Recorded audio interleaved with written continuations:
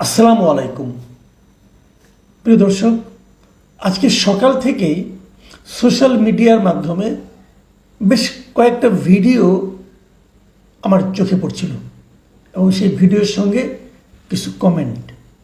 আমি ধরে নিচ্ছি সোশ্যাল মিডিয়ার কমেন্টগুলো অনেক সময় একটু বাড়াবাড়ি থাকে, কিন্তু ভিডিওগুলো তো মিথ্যা কথা বলছে না।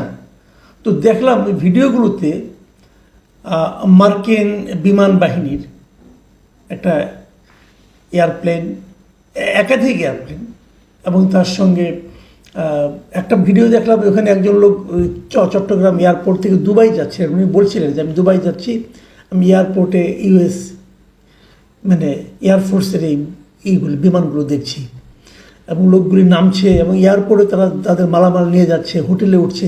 এই সমস্ত খণ্ড খণ্ড খণ্ড খণ্ড অনেকগুলি ভিডিও আমি দেখলাম। এবং সেই সঙ্গে অনেকে ভিডিওতে পাশে যে কমেন্টগুলো করেছেন, সেই কমেন্টগুলো তারা এই ধরনের মন্তব্য করেছেন যে বহুদিন ধরে বলা হচ্ছিল যে আমাদের চট্টগ্রাম এলাকার সেন্ট মার্টিন এলাকায়, এই এলাকাগুলোতে মার্কিন সেনাবাহিনীর একটা অবস্থান থাকতে পারে এবং এ ধরনের কিছু একটা হচ্ছে কি না, এ ধরনের কথা সেখানে লেখা ছিল। দেখুন, স্পেকুলেশন তো অনেক কিছুই থাকে।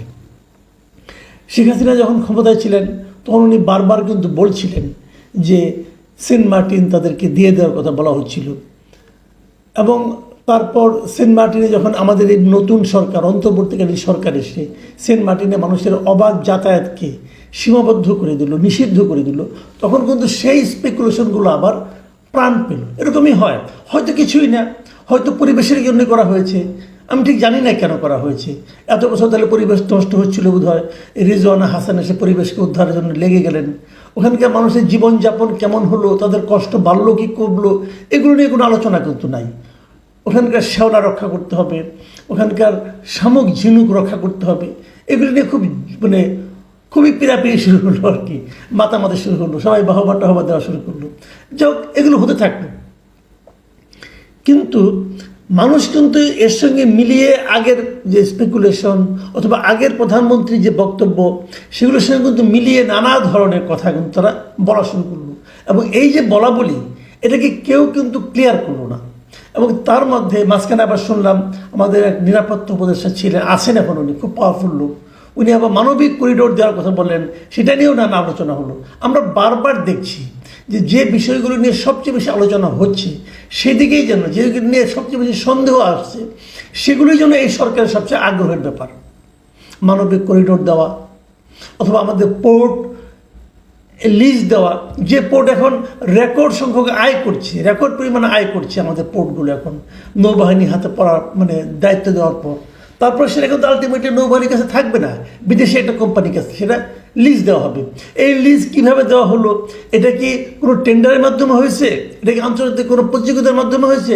এই সমস্ত প্রশ্ন কেউ করছেও না, কেউ উত্তরও দিচ্ছে না। কিন্তু দেওয়া হবে, এটা নিশ্চিত থাকেন আপনি, হয়তো নভেম্বর থেকে দেওয়া হচ্ছে। তো এগুলো হচ্ছে যেগুলো নিয়ে সন্দেহ বাড়ছে, ঠিক সেগুলির ব্যাপারে যেন এই সরকারের বেশি উৎসাহ আমরা দেখতে পাচ্ছি। তো এই যে বিমানের এই ইউএস এয়ারফোর্সের যে আগমন আমাদের দেশে, সেটার ব্যাপারে আমি একটু খোঁজখবর করার চেষ্টা করলাম, দেখলাম যে না, এটার ব্যাপারে মার্কিন দূতাবাসে কিন্তু একটা বিবৃতি দিয়েছে। আবার আরও একটু নক করে দেখলাম যে না, দুদিন আগেই এ সংক্রান্ত একটা প্রেস রিলিজ আমাদের আইএসপিআর আন্তঃবাহিনী জনসংযোগ বিভাগ যারা আছে তারা দিয়েছিল। সেটা 14 তারিখে গত রবিবার তারা একটা বিবৃতি দিয়েছিল, এবং তারা বলেছিল যে এটা একটা অপারেশন প্যাসিফিক অ্যাঞ্জেল 25-3, এটা নাকি শুরু হতে যাচ্ছে আমাদের এখানে। এবং চট্টগ্রামের বিমান বাহিনীর ঘাঁটি জহুরুল হকের উদ্বোধন হয়েছে, এবং সেই উদ্বোধনী অনুষ্ঠানে বিমান বাহিনী প্রধানরা ছিলেন, এবং তারা জানিয়েছেন এখানে বাংলাদেশ বিমান বাহিনীর 150 জন এবং যুক্তরাষ্ট্রের 92 জন সদস্য অংশ নিচ্ছেন, এবং এখানে সেনাবাহিনী এবং নৌবাহিনীর সদস্যরাও এই মহড়ায় যোগ দিবেন।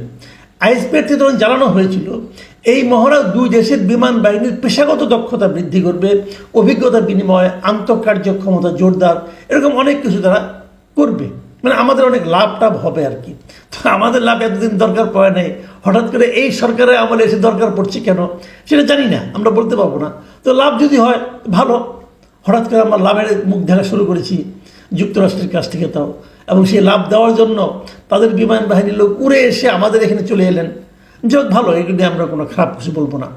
কিন্তু আজকে যখন তারা এলেন তখন আমরা মার্কিন দূতাবাসের কাছ থেকে একটা প্রেস রিলিজের মতো পেলাম। সেখানে সেই বার্তায় বলা হয়েছে, এই বার্তাটা আপনারা একটু ঠান্ডা মাথায় খেয়াল করেন। বার্তায় বলা হয়েছে যে কেন তারা আসছে। তারা বলেছেন যে মানবিক সহায়তা এবং দুর্যোগ মোকাবেলাকে কেন্দ্র করে পরিচালিত 7 দিনের বহুপাক্ষিক এই কর্মসূচিতে অংশ নিয়েছেন যুক্তরাষ্ট্রের 92 জন এবং বাংলাদেশ বিমান বাহিনীর 90 জন সদস্য। এটা কে বলছে? মার্কিন দূতাবাস। একটু আগে যেটা আইএসপিআরে পড়লাম সেখানে কিন্তু ছিল বাংলাদেশ বিমান বাহিনীর 150 জন। 150 জন থেকে কমে এখন 90 জনে আসুক। তারপর তারা বলেছেন শ্রীলঙ্কা বিমান বাহিনীর 2 জন চিকিৎসাকর্মী, ওরেগন এয়ার ন্যাশনাল গার্ড এবং আঞ্চলিক সহযোগী অংশীদাররা এখানে থাকবে। খুব ভালো কথা।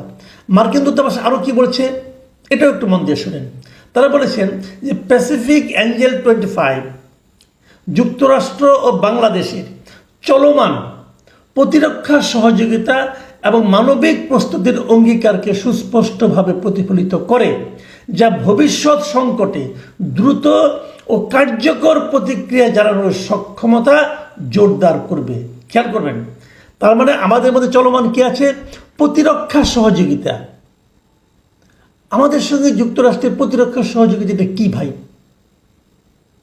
এটা একটু বোঝার চেষ্টা করি আমরা। কি আমাদের তার সঙ্গে কিসের প্রতিরক্ষা সহযোগিতা সে আমাদের করবে? এটা কি চলমান, মানে আগের থেকে চলছিল? কবে থেকে চলা শুরু করলো? এই সরকারের আমলে চলা শুরু করলো নাকি আগের থেকে, অনেক আগের থেকে চলছিল? বিষয়টা কিন্তু ক্লিয়ার না। যদি এই সরকারের আমলে চলা শুরু করে সেটাকে আমরা জানি, সেই জনগণ জানে নাকি জানার কোনো প্রয়োজন নেই? ডক্টর ইউনূস এবং তার সরকার জানলে চলবে? এটা আমি ক্লিয়ার না জিনিসটা, আপনারা কেউ ক্লিয়ার হলে আমাকে বলবেন। আচ্ছা, তারপরে আবার বলছে যা নাকি ভবিষ্যৎ সংকটে দ্রুত ও কার্যকর প্রতিক্রিয়া জানানোর সক্ষমতাকে জোরদার করবে। একটু সতর্কভাবে খেয়াল করবেন যে ভবিষ্যতে যে সংকট হতে পারে যদি হয় সেখানে দ্রুত কার্যকর করবে। দ্রুত কার্যকর অর্থটা কি? তার মানে তারা আশেপাশে থাকবেন। আমাদের এখানে কোনো ঘাঁটি হতে যাচ্ছে? এই প্রশ্নটা কিন্তু ভাই আসবে। দেখুন, আরেকটা কথা ওনারা বলেছেন যে বাস্তবসম্মত সংকটের অনুকরণে করা এই মহড়া অংশীদার দেশগুলোর প্রাকৃতিক দুর্যোগ মোকাবিলার সামর্থ্য বৃদ্ধি করে, আঞ্চলিক সহনশীলতা গড়ে তোলে এবং এখান থেকে খেয়াল করেন, এবং ইন্দো প্যাসিফিক অঞ্চল জুড়ে দীর্ঘমেয়াদী নিরাপত্তা সহযোগিতাকে সুদৃঢ় করে। এই যে কথাটা, যে ইন্দো প্যাসিফিক অঞ্চল জুড়ে দীর্ঘমেয়াদী নিরাপত্তা সহযোগিতাকে সুদৃঢ় করে। ইন্দো প্যাসিফিক অঞ্চল জুড়ে দীর্ঘমেয়াদী নিরাপত্তা সহযোগিতা কে কার কাছে চেয়েছে? আমরা কি যুক্তরাষ্ট্রের কাছে চেয়েছি? চাইলে আমরা কেন চেয়েছি? এবং তারা যদি দীর্ঘমেয়াদী আমাদেরকে নিরাপত্তা সহযোগিতা দেয়, কিভাবে দেবে? প্রতিবার প্লেনে করে আসবে নাকি এখানে কোথাও থাকবে? দেখুন, এই সমস্ত অজুহাত দিয়েই কিন্তু এশিয়ার অনেক দেশে যুক্তরাষ্ট্র ঘাঁটি করেছে। দক্ষিণ কোরিয়ায় করেছে, কাতারে করেছে, কিন্তু কাতারে কোনো কাজে লাগে নাই। কয়েকদিন আগে কিন্তু কাতারে যখন নাকি ইসরায়েল থেকে হামলা করা হলো তখন কিন্তু যুক্তরাষ্ট্রের ওখানে যে ঘাঁটি আছে, সবচেয়ে বড় ঘাঁটি বলা হয় কাতারকে, সেই ঘাঁটি কিন্তু কোনো কাজে লাগে নাই। তারা কোনো কাজই করে না, চুপচাপ বসেছিল। তো ঘাঁটি করবে আমাদের এখানে? কোথায় করবে ঘাঁটি? সেন্ট মার্টিনে করবে? আমরা জানি না কিছু, বাট প্রশ্নগুলো তো উঠবে। দেখুন, এই ঘটনা যখন দেখছি আমরা, আজকে আমি সোশ্যাল মিডিয়ায় অনেকের অনেক রকম কমেন্ট পড়েছি। আমি একটা কমেন্ট কেলে আপনি পড়বো এবং সেই কমেন্টের কিছু পোস্ট পড়বো, সেই পোস্টের কিছু কমেন্ট আমি পড়বো। এই পোস্টটা আমি নিয়েছি এই কারণে, উনি একজন বিখ্যাত মানুষ। উনি হলেন ডক্টর মোহাম্মদ জাফর ইকবাল।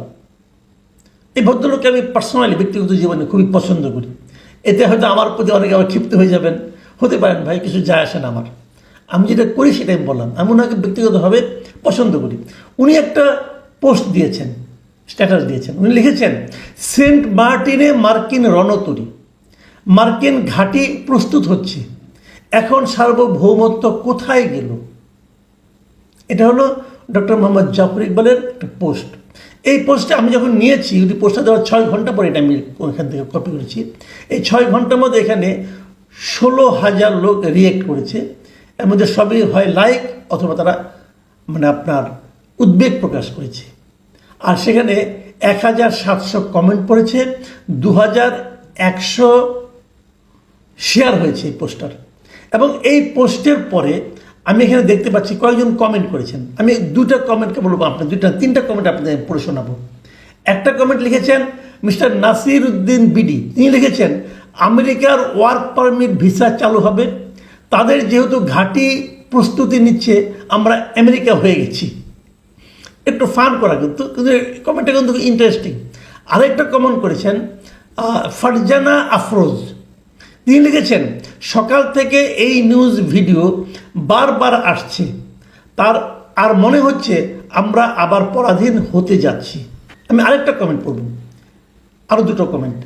একটা লিখেছেন মাহবুব হক, তিনি লিখেছেন শেখ হাসিনা তো দেশ বিক্রি করে দিয়েছে, কোনো দলিল বা চুক্তিপত্র ইউ সরকার দেখাতে পারেনি। ইউ মানে কোথাও আমার মনে হয় এই বলতে কী বোঝাচ্ছে আমি জানি না, হয়তো ইউনুসও হতে পারে, আই এম নট শিওর। এই 1 বছরে কিন্তু ইউ গং বিক্রির কাজটা ঠিকই করে ফেলেছে, সবই তো দৃশ্যমান হচ্ছে। আমি আরেকটা কমেন্ট পড়ছি, এটি শেষ কমেন্ট। সৈয়দ জাহিদুন নবী, তিনি লিখেছেন very true, 100+ US army personal arrive today in Chittagong, hotel Radisson blu made empty for their stay, full Chittagong city putted on extra security. মানে পুরো চিটাগাং সিটির মধ্যেই একটা বাড়তি নিরাপত্তা জারি করা হয়েছে এবং রেডিসন ব্লু যেটা আছে চিটাগাংয়ের, সেটাকে খালি করে দেওয়া হয়েছে এদেরকে থাকার জন্য। দেশে কি এখন সে ধরনের কোনো মারাত্মক সিচুয়েশন উপস্থিত হয়েছে যেমনভাবে একটা 5 স্টার হোটেলকে খালি করে তাদেরকে রাখতে হবে এবং চিটাগাং সিটিতে বাড়তি নিরাপত্তা করতে হবে? কেন? আসলে হচ্ছেটা কি? হয়তো কিছুই হচ্ছে না, আমি জানি না কি হচ্ছে, কিন্তু আমি এটুকু অন্তত তোমাকে বলতে পারি মানুষের মধ্যে একটা সন্দেহ তৈরি হয়েছে, মানুষ আতঙ্কিত বোধ করছে। এবং এগুলো হয়তো কিছুই হতো না, কিন্তু মানুষ মেলানোর চেষ্টা করছে যে আগের সরকার প্রধান যে আশঙ্কাগুলি প্রকাশ করেছিল সেই আশঙ্কাগুলি কি বাস্তবায়িত হতে যাচ্ছে? হয়তো হচ্ছে না, কিন্তু মানুষের মধ্যে সন্দেহটা জাগ্রত হয়েছে। এই সন্দেহটা কিন্তু দূরীকরণের দায়িত্ব এই সরকারের। সরকার কি বলবে আমি জানি না, এবং কি বললে মানুষ বিশ্বাস করবে সেটাও জানি না, অথবা কি বললে মানুষের সন্দেহটা আরও তীব্র হবে সেটাও আমি বলতে পারবো না। তবে আমি